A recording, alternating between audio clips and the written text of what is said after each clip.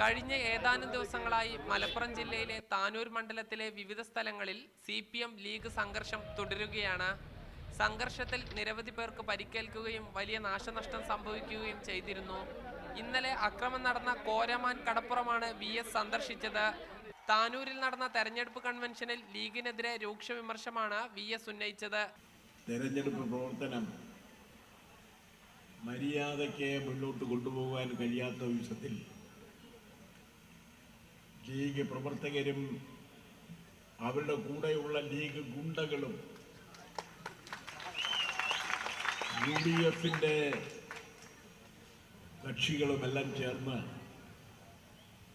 സ്വതന്ത്രമായ തെരഞ്ഞെടുപ്പ് പ്രവർത്തനം നടത്താൻ സമ്മതിക്കില്ല എന്ന നിലയിലുള്ള സമീപനമാണ് എടുത്തിട്ടുള്ളത്. താനൂരിലെ സംഘർഷ സാധ്യത കണക്കിലെടുത്ത് VSന് പോലീസ് കനത്ത സുരക്ഷയാണ് ഒരുക്കിയത്. മീഡിയ 1 മലപ്പുറം.